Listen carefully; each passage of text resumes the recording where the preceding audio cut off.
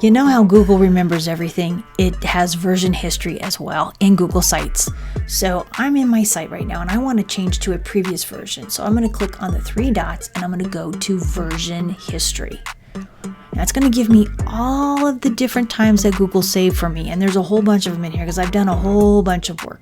So I'm going to find one and I'm going to see if this is the correct one. And I say, okay, this is the right one. Now I can restore the entire site, which means every page is going to change, or I can just restore this page to that version. It's my choice. I can restore the entire site or just this page. I'm going to click on just this page because I want to keep my other two pages. So I'm going to go ahead and click restore.